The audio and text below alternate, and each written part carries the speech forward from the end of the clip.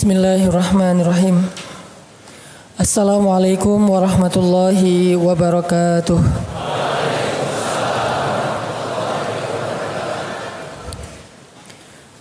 Alhamdulillahirabbil alamin. Alhamdulillahilladzi arsala rasulahu bil huda wa dinil haq liyuzhirahu 'alad dini kullih wa kafa billahi syahida. Asyhadu an la ilaha illallah wahdahu la syarika lah, lahul mulku wa lahul hamd wa huwa ala kulli syai'in qadir. Wa asyhadu anna Muhammadan abduhu wa rasuluhu la nabiyya ba'dah. Radina billahi rabba wa bi Muhammadin nabiyya wa bil islami dina.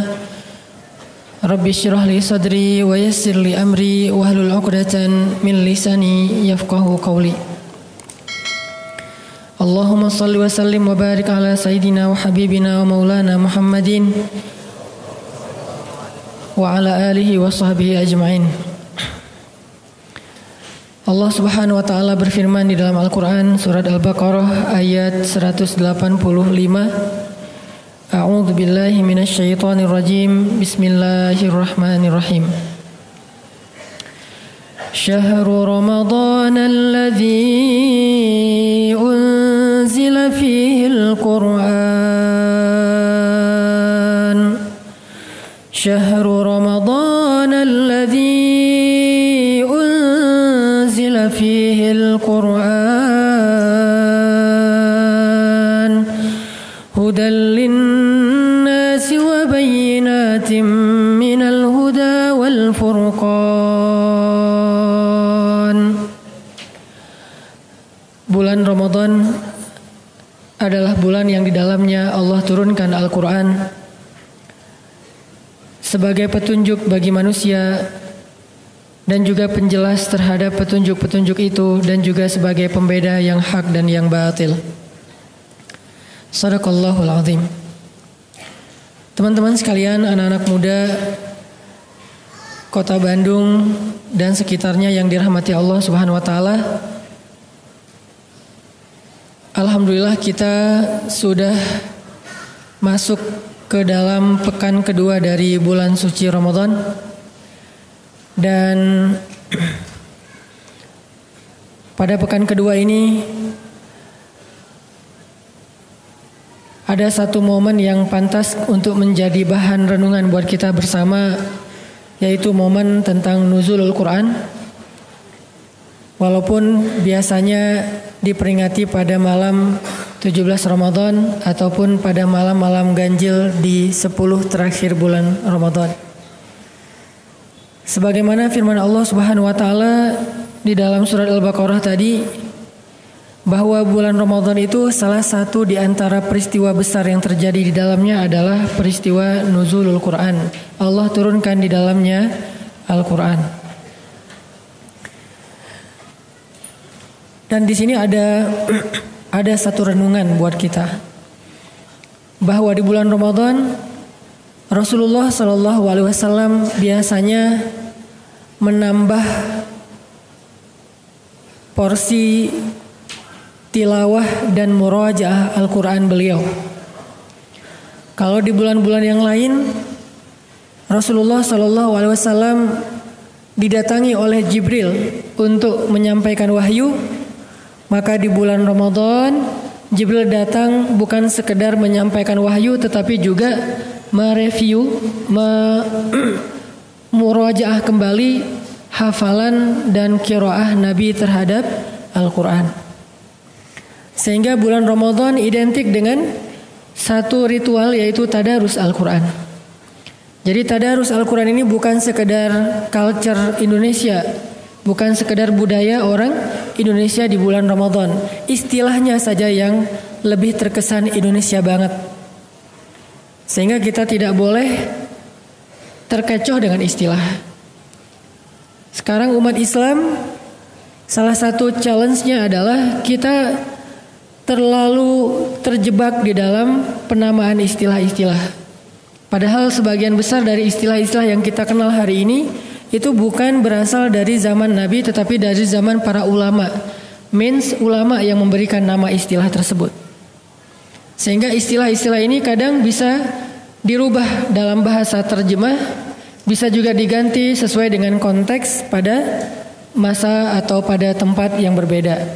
Sama dengan istilah murojaah Al-Quran atau istilah tilawah Al-Quran, maka di Indonesia diistilahkan dengan tadarusan, yang diawali dengan kata tadarus kemudian menjadi tadarusan. Jadi tadarusan bukan hanya culture, bukan hanya budaya orang Indonesia. Tadarusan itu adalah salah satu di antara kebiasaan Nabi di bulan Ramadan. Bahkan di bulan Ramadan biasanya Jibril akan turun 2 kali untuk tadarusan bersama Rasulullah SAW. Walaupun mungkin teman-teman belum pernah mendengar istilah Jibril tadarusan dengan Nabi. Inilah yang membuat saya kadang-kadang kurang dimengerti. Sering menggunakan istilah yang sebetulnya itu adalah terjemah. Istilah terjemah dari istilah yang udah common di masyarakat. Kita biasanya menggunakan istilah kalau kita pun membaca hadis. Ketika Jibril alaihissalam turun di bulan Ramadan, maka Jibril memurajaah bacaan dan hafalan Nabi SAW.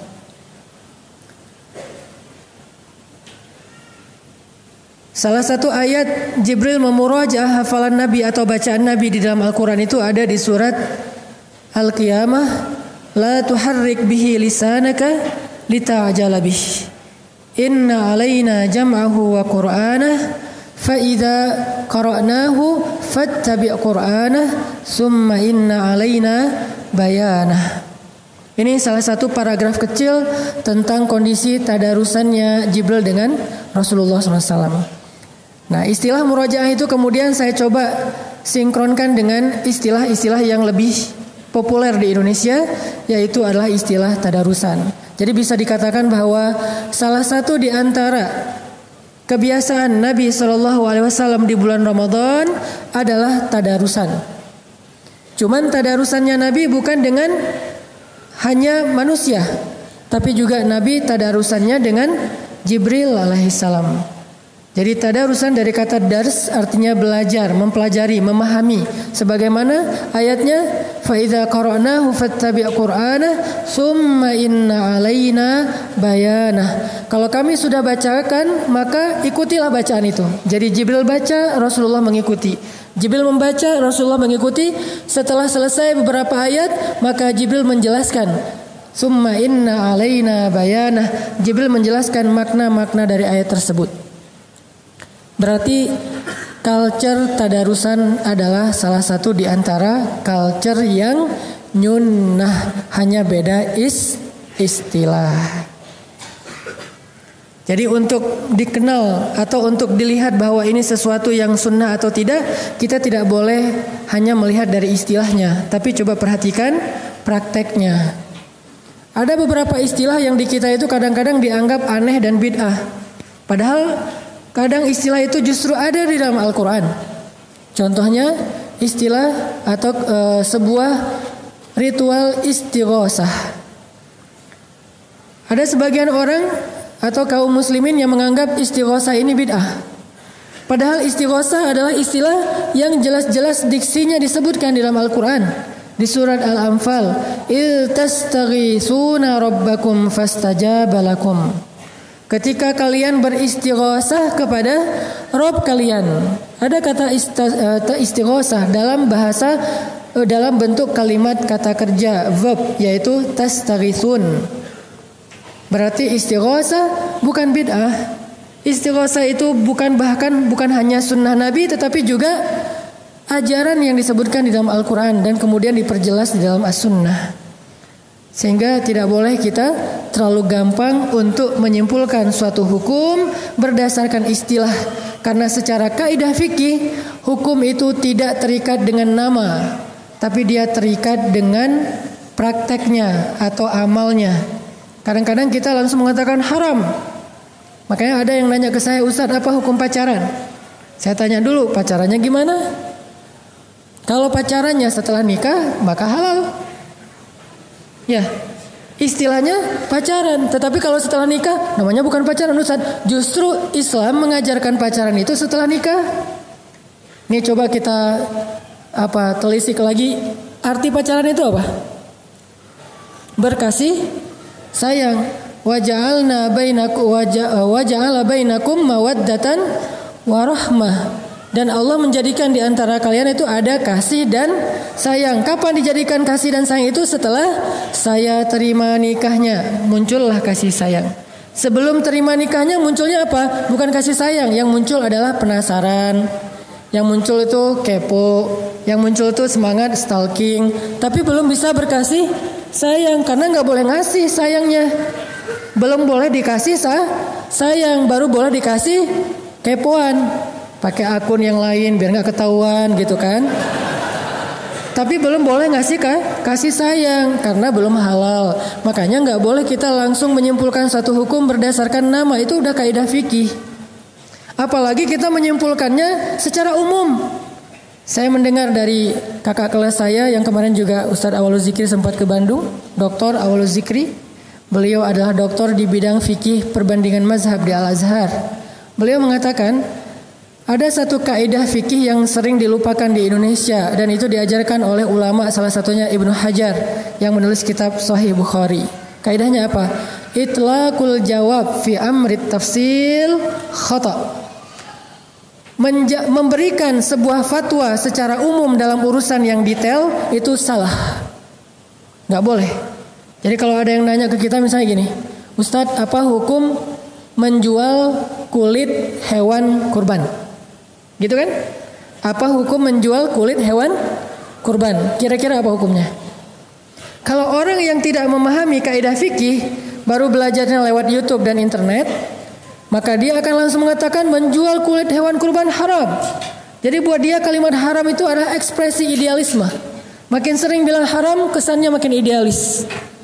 Padahal dalam Islam, haram itu cuma satu, yang halal itu 4. Wajib boleh, sunnah boleh, mubah boleh, makruh boleh walaupun ditinggalkan lebih baik. Baru yang kelima, haram. Jadi ada 4 hal yang dibolehkan dalam Islam, 1 hal yang diharamkan. Kenapa yang 4 ini nggak dieksplor?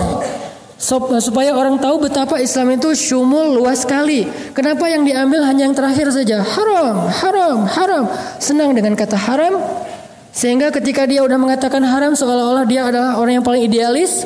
Sedangkan yang mengatakan halal itu kesannya kurang idealis. Sehingga Ibnu Hajar mengatakan itlaqul jawab fi amri tafsil khata. Gak boleh kita menjawab secara umum dalam urusan yang harusnya diperdetail dulu.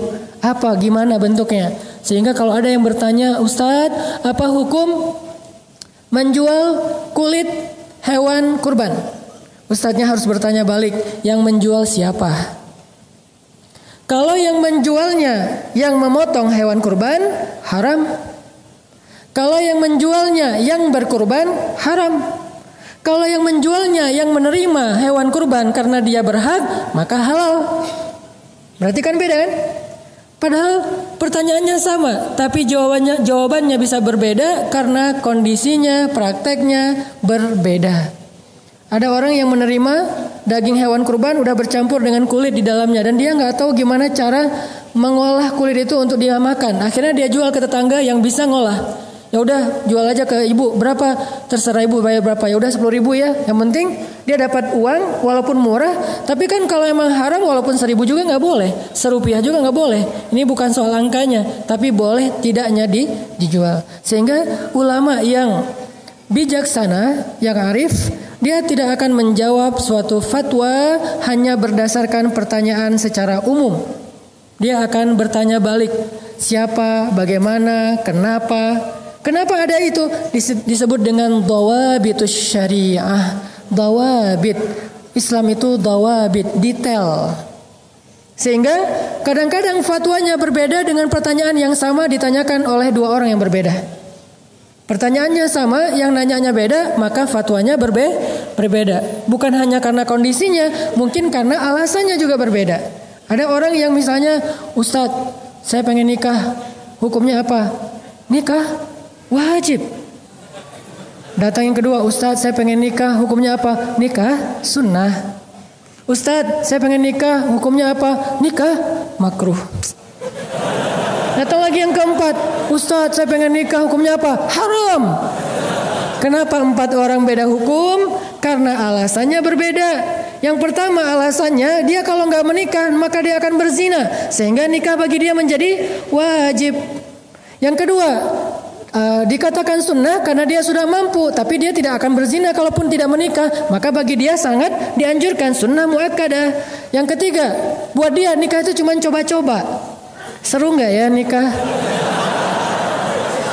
Akhirnya nikah bagi dia menjadi makruh. Yang ketiga, nikah hanya untuk mempermainkan orang lain, dan dia udah berniat nanti setelah dia mencicipinya, dalam tanda petik dia akan ceraikan, maka nikah bagi dia haram. Padahal pertanyaannya sama, Ustadz, apa hukum menikah? Sama juga, Ustadz, apa hukum menjomblo? Tergantung yang nanya kan ya. Kalau yang nanyanya anteng-anteng aja, ya sudah, menjomblo itu mubah, boleh-boleh saja. Ada yang mengatakan ya sudah, menjomblo itu adalah sunnah. Lebih baik dia menjomblo daripada dia menikah, karena dia kalau nikah malah ngerepotin orang. Soalnya dia belum siap, dia juga belum bijak, dia belum belajar agama, malah nanti akan merusak agama perempuan yang dia nikahi. Ada juga yang menjomblo itu wajib, kamu harus jomblo, kamu nggak boleh nikah. Nah, ini saya belum nemuin kenapa dia jadi wajib. Yang jelas hukum itu tidak tergantung dengan pertanyaan ataupun istilah, tapi tergantung dengan dawabitus syariah, alasan-alasan.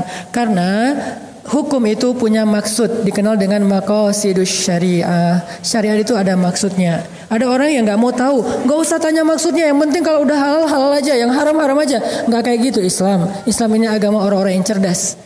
Dia ada maqasid, ada dawabit. Ini jarang-jarang saya ceramah kayak gini-gini ya, sosok gaya gitu. Sebetulnya dulu sebelum ada pemuda hijrah kan ceramah saya kayak gitu. Ceramah saya itu tentang sejarah para rijal, para tokoh-tokoh Islam. Kalau teman-teman pengen dengar ceramah saya yang versi bold, coba datang ke Masjid Al-Latif di Tarbiyah. Itu tuh judulnya aja Tasawur Haraki, persepsi pergerakan. Kemudian Ar-Rijal wan Nisa anzal fihimul Quran. Tokoh-tokoh yang turun Al-Quran karena mereka. Nah itu tuh pembahasan di Tarbiyah. Tapi kalau di acara nongkrong bareng UHA, namanya juga nongkrong. Kalau dibahas nongkrong, terus judulnya haramnya apa gitu kan, orang langsung aduh sian mau nongkrong tapi ditakut-takutin. Neraka jahanam terbagi kepada misalnya, kan agak gimana gitu kan. Makanya kata Nabi kepada para dai ketika Nabi mengutus Muaz bin Jabal, apa nasihat Nabi kepada Muaz bin Jabal sebelum diutus ke Yaman? Kata Nabi, yassir wala tu'assir, mudahkan jangan persulit. Itu tuh bukan doa, tapi itu nasihat Nabi kepada Muaz. Wahai Muaz, mudahkan urusan orang untuk masuk kepada Islam, jangan persulit, jangan idealis. Jangan perfeksionis. Idealis boleh, jangan perfeksionis. Arti perfeksionis, kalau belum sempurna nggak boleh masuk Islam. Padahal orang masuk Islam itu untuk menyempurnakan diri. Kalau dia udah sempurna, maka dia nggak perlu bertanya perlu nggak saya masuk Islam. Pasti dia udah paham kebenaran Islam. Jadi karena dia belum sempurnalah, dia belajar pelan-pelan sehingga masuk Islam dulu supaya dia bisa belajar. Ada orang yang nanya, ya Syekh, saya pengen masuk Islam, tapi saya nggak bisa meninggalkan khamar. Boleh nggak? Boleh. Bukan boleh khamar, boleh masuk Islam. Nanti setelah dia masuk Islam, dia diajarkan tentang masalah khamar. Kan ada tuh di zaman Umar ibn Khattab, seorang laki-laki yang ahli jihad, tapi nggak pernah bisa meninggalkan khamar. Dia mujahid, tapi dia nggak bisa ninggalin khamar. Dan ini jangan dicontoh ya. Oh ternyata ada sahabat yang senang minum tapi senang jihad. Wah ini kayak cocok nih buat gua nih. Tar dulu, kan dia lagi berproses. Yang udah di masjid jangan keluar lagi. Yang di luar masjid pelan-pelan diajak ke dalam. Yang udah di masjid jangan niru yang di luar.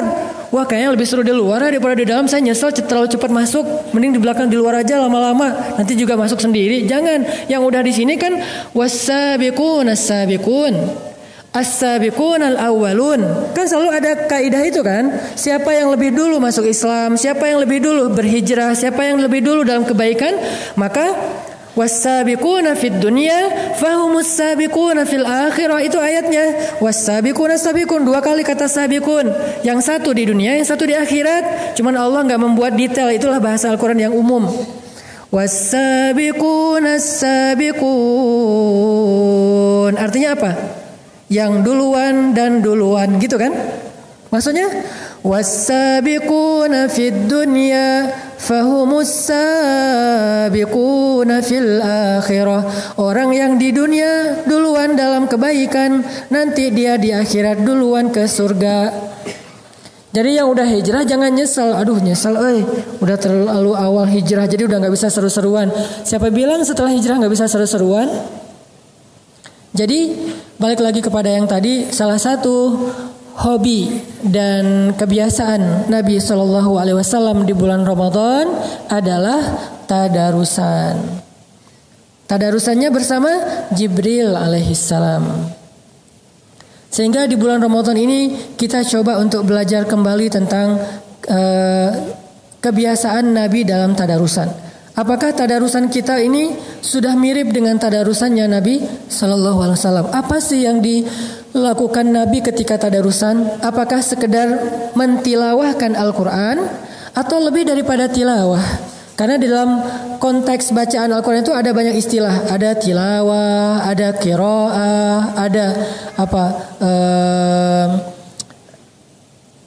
tartil, apalagi banyak istilah-istilah yang menunjukkan makna membaca Al-Quran. Ada warattilil Qur'ana tartila, bacalah Al-Quran. Baca juga kan? Faqra'u ma tayassara minal Qur'an, bacalah Al-Quran. Baca juga. Ada lagi watlu ma uhiya ilaika, bacakan apa yang diwahyukan kepadamu. Baca juga. Jadi tilawah artinya baca, qiraah artinya baca, tartil artinya baca. Kenapa? Karena itu terjemah. Tapi dalam bahasa Arab 3 kalimat ini berbeda arti antara warattilil Qur'an tartila, utlu ma uhiya ilaik, faqra ma tayassara minal Qur'an. 3 diksi dengan makna yang berbeda. Kira-kira tadarusan kita yang mana nih? Karena jangan-jangan kita tartil pun enggak. Kalau tartil, warattilil Qur'ana tartila, itu artinya bacalah Al-Quran perlahan-lahan, lebih kepada beatnya. Kok beat sih Ustadz? Ya udah tempo lah. Sama aja sih padahal ya. Cuma orang mungkin agak-agak gimana gitu. Saya lagi agak-agak kagok nih mau ngomong bisa dibully deh ya.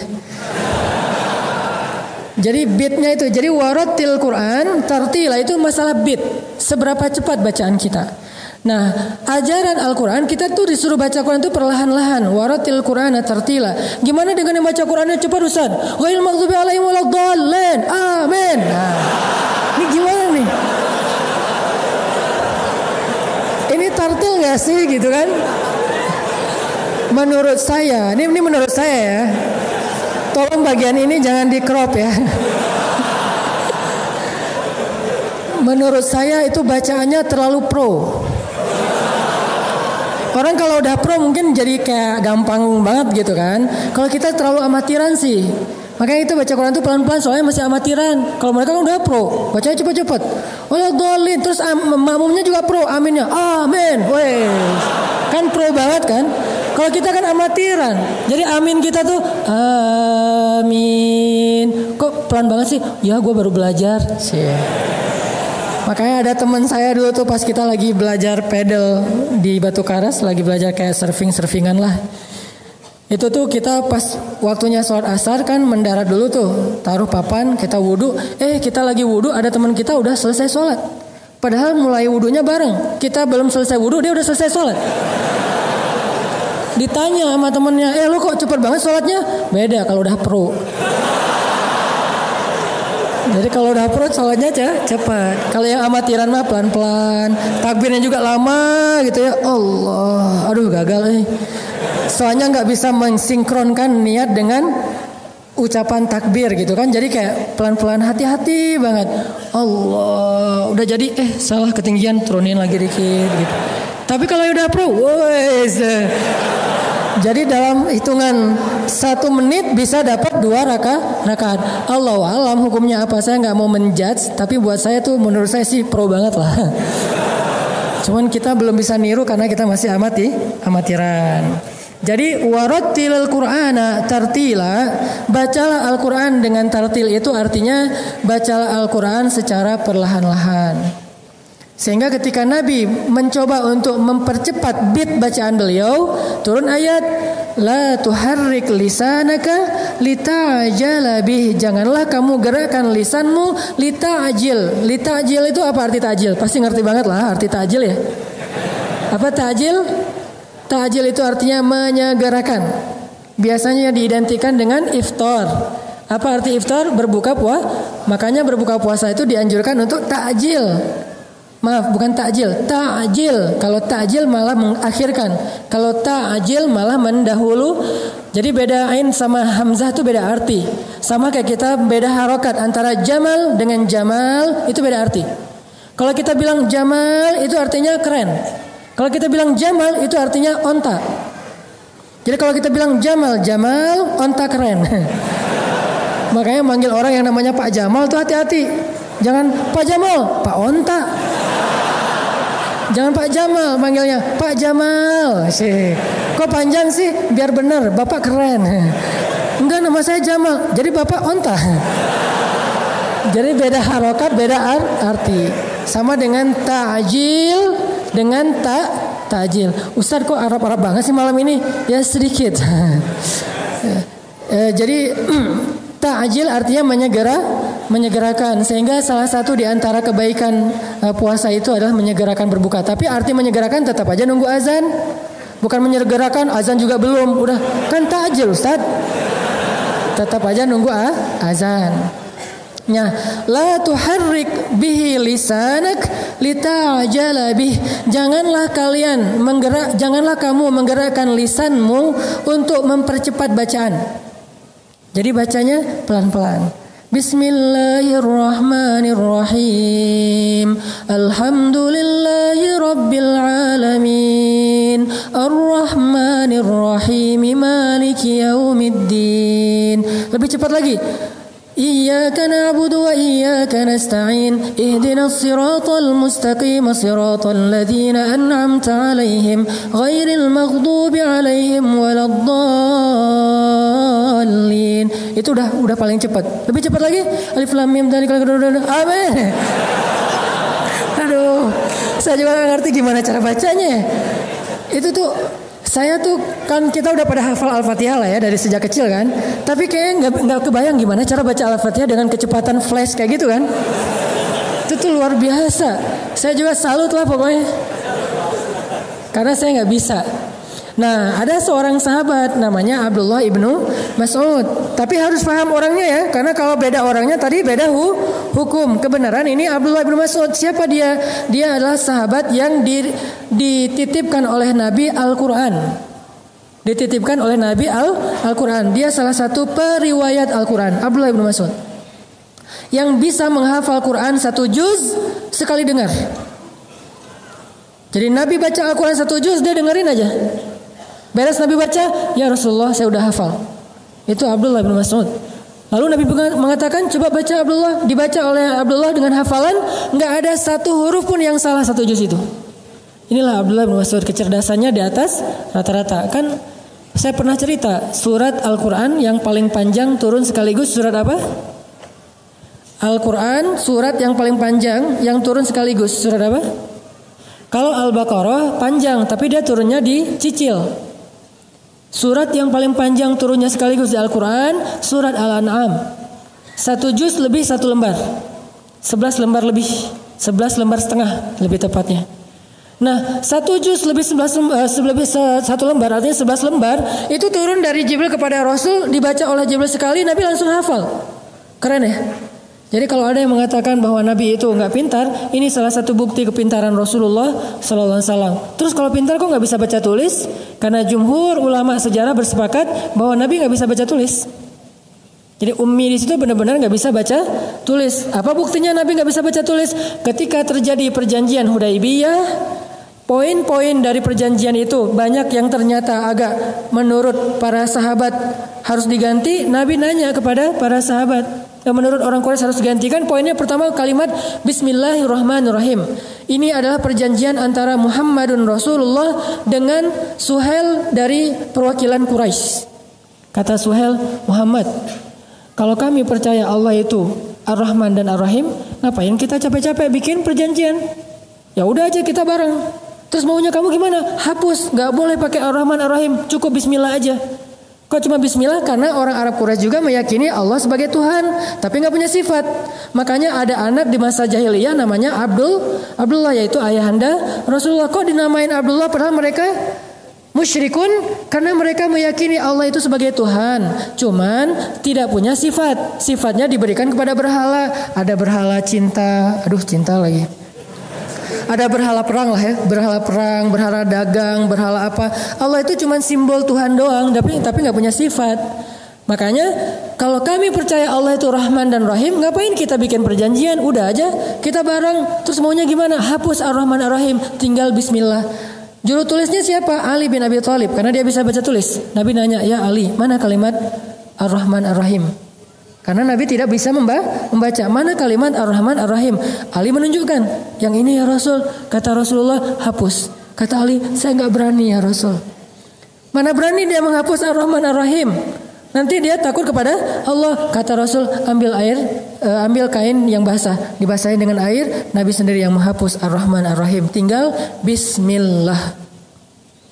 Terus kalimat berikutnya, kata Suhail, Muhammad, kalau kami percaya kamu adalah Rasulullah, ngapain kita capek-capek bikin perjanjian? Terus maunya gimana? Gak pakai kalimat Rasulullah, udah aja Muhammad ibnu Abdillah dengan Suhail bin siapa gitu. Jadi gak pakai embel-embel Rasulullah. Hapus kalimat Rasulullah. Ali, mana kalimatnya? Ini ya Rasul, hapus. Saya gak berani menghapus kalimat karena sesungguhnya engkau Rasulullah. Kata Rasul, mana kain basah? Nabi sendiri yang menghapusnya. Ini menjadi bukti bahwa Rasulullah emang gak bisa baca tulis. Tapi apakah itu indikasi bahwa Rasulullah gak pintar? Enggak. Karena kita harus memahami sejarah secara konteks sejarah. Jangan menjudge sejarah. Karena kita berbeda konteks dengan sejarah. Apa maksudnya? Pada masa itu tren belajar itu bukan lewat baca dan tulis. Tren belajar pada masa itu lewat riwayat dan dihafal. Sehingga orang yang pintar pada masa itu bukan yang jago baca dan tulis, tapi yang banyak hafalan dan kuat hafalan. Sehingga ketika Allah menurunkan wahyu kepada Rasulullah SAW, harusnya Allah ngajarin Nabi tentang baca tulis dulu kan? Ketika Nabi kecil, kenapa nggak diajarin dulu sama Allah baca tulis? Kenapa Allah langsung ngasih wahyu sementara Nabinya nggak bisa baca tulis? Karena tren belajar pada masa itu bukan lewat baca dan menulis, tapi lewat mendengar dan menghafal. Sehingga hafalan mereka itu kuat-kuat. Kalau belum nulis kan nggak pede kan? Nanti lupa gimana nih? Nomor telepon aja ditulis. Cuman satu nomor telepon yang langsung bisa kehafal. Nomor telepon mantan. Cepat hafalannya tuh. Walaupun udah unfollow, udah di blok, tapi masih ada. Walau udah di delcon gitu kan, tapi masih dihafal, sama aja sih. Tinggal diketik lagi aja telepon. Yang angkat bapaknya. Ya, intinya adalah Rasulullah SAW langsung hafal 1 juz lebih dari surah Al-An'am yang dibaca oleh Jibril. Jibril membaca Al-An'am, Nabi dengerin, hafal. Udah beres hafal, Nabi ngumpulin para sahabat. Ngumpulin, pada dengerin, Nabi bacain Al-An'am 1 juz. Beres Nabi baca, Abdullah bin Mas'ud angkat tangan, ya Rasulullah, saya sudah hafal. Rasulullah takjub. Ini solehnya Rasul ya, tawadu banget. Pas Abdullah ngomong kayak gitu, ya Rasulullah, saya udah hafal. Rasulullah nggak ngomong, emang lo doang, gue juga sama. Ini kalau kita kan orangnya kayak sok pamer gitu kan, pengen diakui. Kalau Rasulullah enggak. Rasulullah itu sangat menghargai orang, langsung mengatakan, ya Abdullah kamu udah hafal? Ya Rasulullah, coba baca. Dibacalah oleh Abdullah dari ayat 1 sampai terakhir. Tidak ada satupun huruf yang salah. Ini kemampuan hafalannya Abdullah ibnu Mas'ud. Nah, Ibnu Mas'ud ini salah satu sahabat yang kalau baca Quran, bacaannya itu persis Jibril alaihissalam. Persis Jibril. Kalau sekarang kan kita dengar banyak qori imam itu bacaannya persis siapa gitu kan? Persis Sudais, persis Al-Afasi, persis siapa kayak gitu-gitu. Persis Muzammil gitu kan? Al-Muzammil mana nama surat. Persis Muzammil gitu. Nah, kalau Abdullah persisnya persis Jibril. Dulu tuh waktu saya masih SMA, saya ngefans banget dengan yang namanya Sa'dul Ghamidi.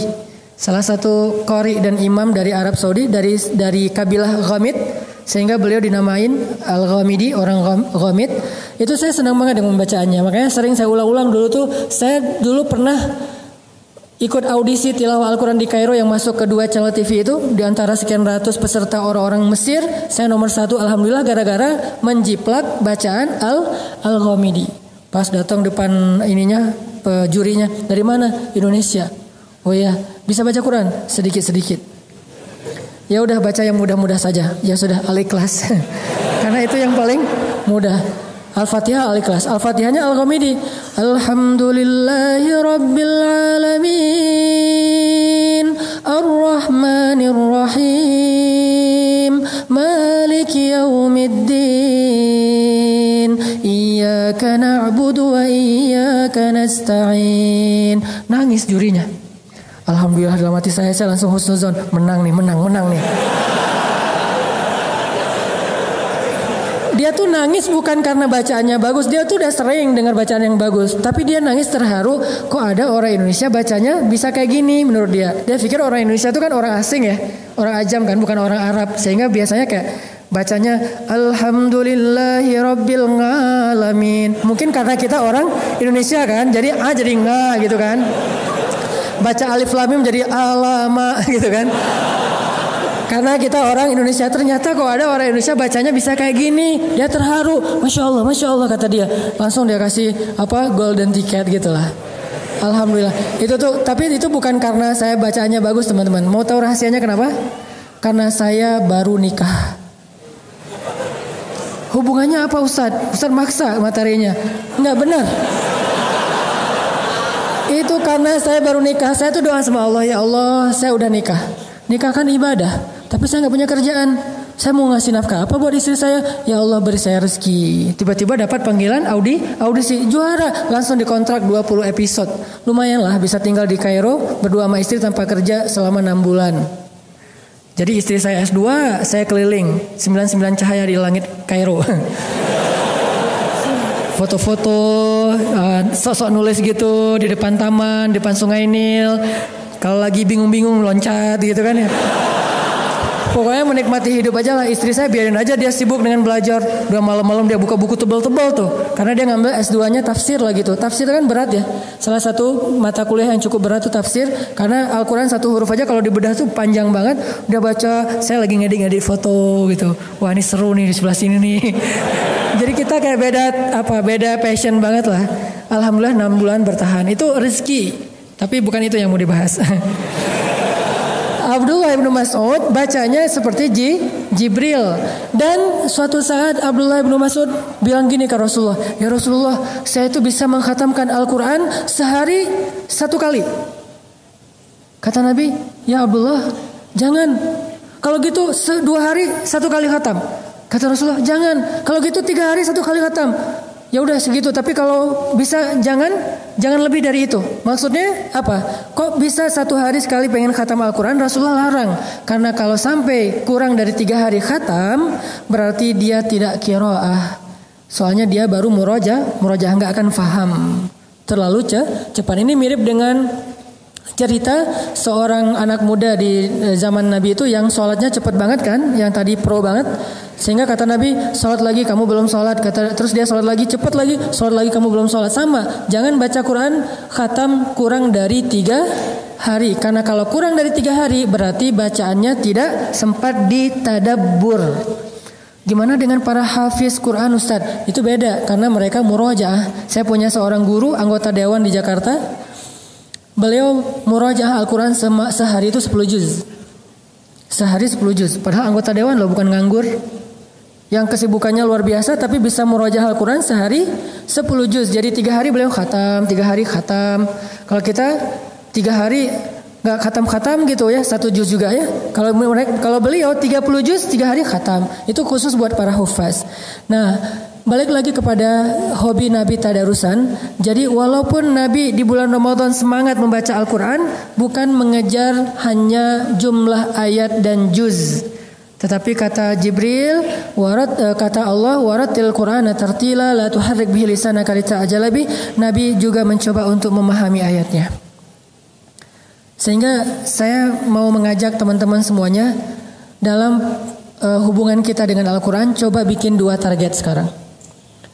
1 target khatam, mungkin sehari 1 juz, sehari setengah juz kalau di luar Ramadan, sehingga 2 bulan sekali khatam. Kalau di Ramadan 1 juz, supaya akhir Ramadan kita bisa doa khatam Al-Quran di akhir Ramadan.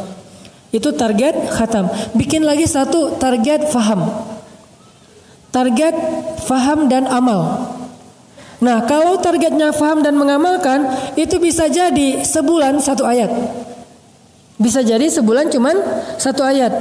Karena ada contoh, dulu Umar bin Khattab mengkhatamkan surat Al-Baqarah itu 12 tahun. Mengkhatamkan surat Al-Baqarah 12 tahun. Khatam yang kayak gimana maksudnya Ustaz? Kalau tilawah pasti cepat banget. Umar kan semangat baca Al-Quran. Kenapa bisa 12 tahun? Bukan tilawah, tapi qiraah. Bedanya, kalau tilawah hanya membaca hurufnya dan tetap berpahala pastinya karena 1 huruf 10 kebaikan. Tapi kalau qiraah, dia mencoba untuk memahami, mentadaburi, mengamalkan. Mulai dari mentadaburi sampai mengamalkan. Sehingga setelah 12 tahun, maka tidak ada lagi 1 pun ayat di dalam surat Al-Baqarah yang belum diamalkan oleh Umar bin Khattab. Jadi untuk mengamalkan Al-Baqarah butuh waktu 12 tahun. Sehingga kalau kita baca di surat Al-Baqarah ayat mana aja, itu pasti udah pernah diamalin sama Umar bin Khattab. Sekarang kita selain udah khatam Al-Quran beberapa kali, kira-kira udah sampai di mana qiraah Al-Quran kita? Kalau tilawah kita mungkin udah berulang kali ya, udah tawaf berkali-kali nih tilawah. Tapi qiraah kita udah sampai di mana? Dimulai dari Al-Fatihah, kemudian Al-Baqarah, atau mungkin nggak berurutan, tapi tematik sesuai dengan masalah. Kalau lagi misalnya masalah pekerjaan, nanti ada ayat-ayat tentang pekerjaan di surat Al-Jumu'ah ada. Masalah jam kerja ada di surat Al-Baqarah juga. Masalah riba, transaksi, akad, utang, piutang, apalagi saksi segala macam. Nah, udah berapa ayat yang kita tadabbur dan amalkan dari Al-Quran? Inilah yang akan menentukan kita itu ahlul Quran atau bukan. Kalau tilawah Al-Quran saja, maka kita berada di ring 3 dari antara dalam hubungan kita dengan Al-Quran. Termasuk orang ring 3 dengan Al-Quran, bukan ring 1. Kalau cuman tilawah. Kalau sudah menghafal, memahami, udah ring 2. Kalau udah mengamalkan, itu orang yang ring 1-nya Al-Quran, akrab banget sama Al-Quran. Dan itu disebut dengan ahlul Quran.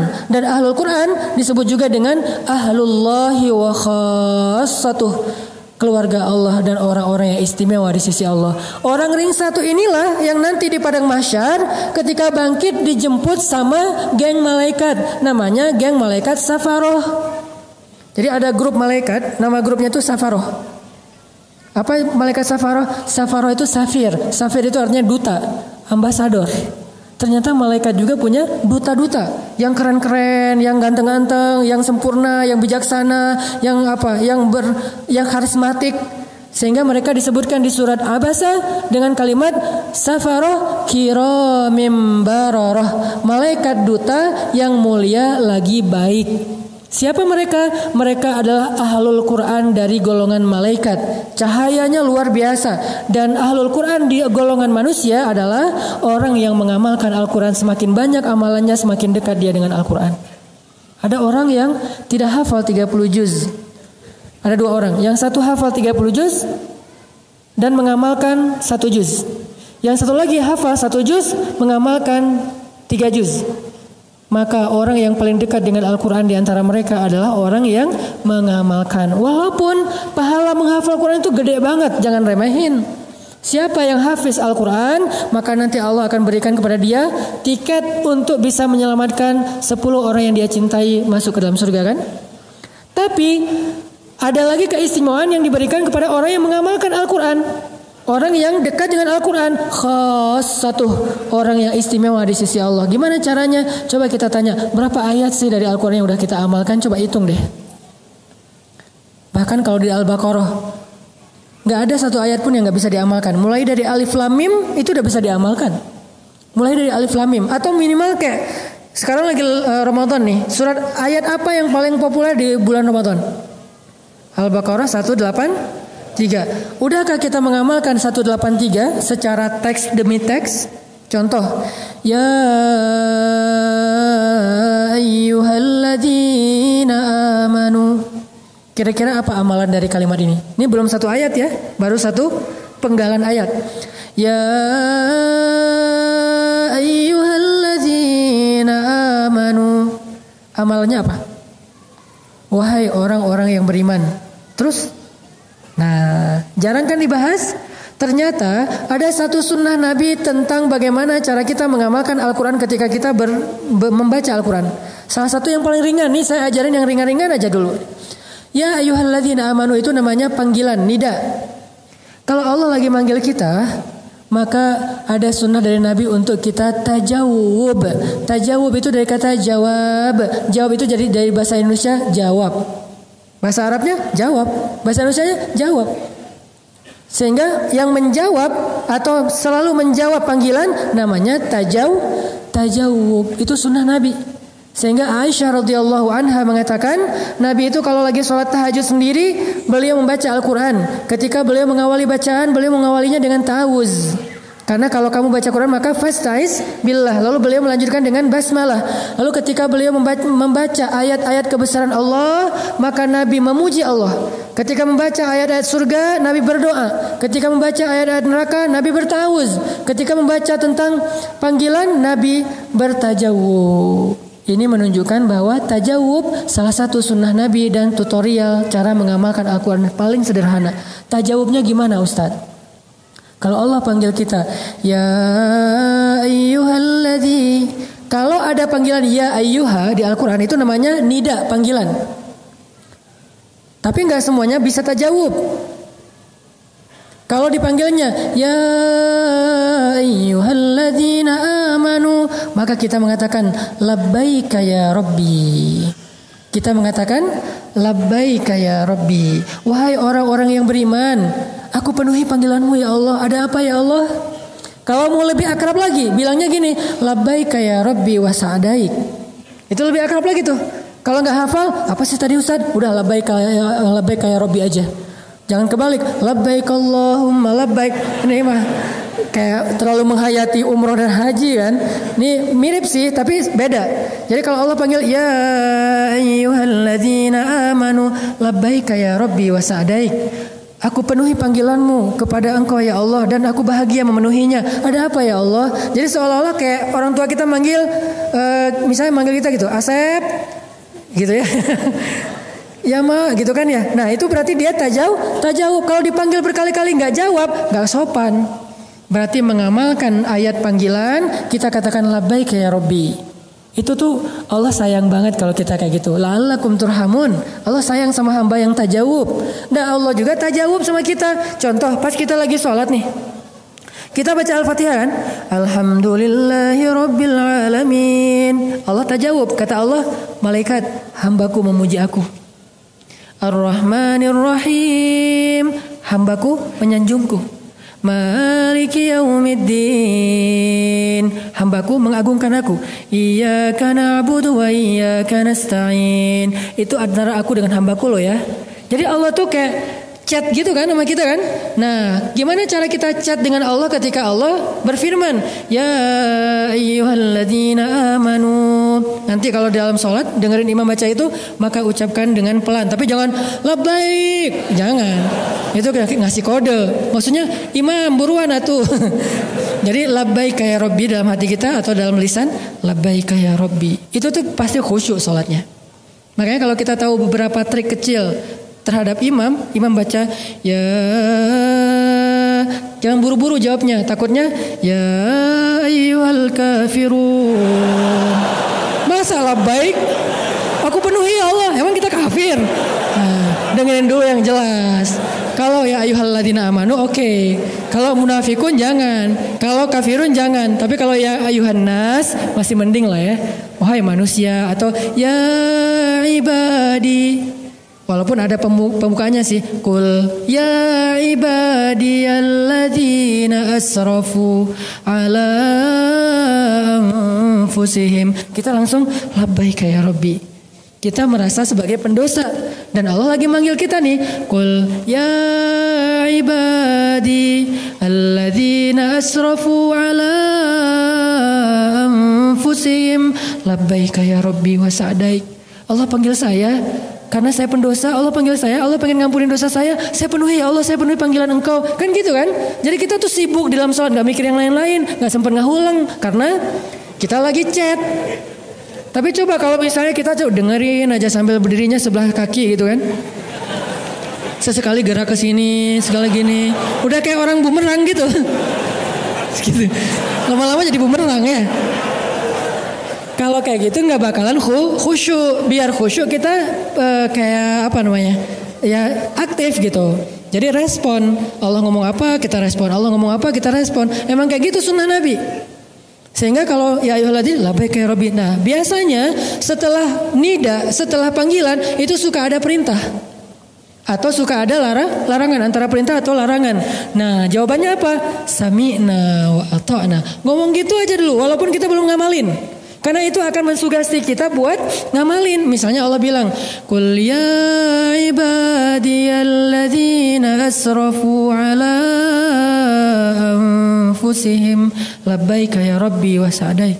La taqnatu min rahmatillah.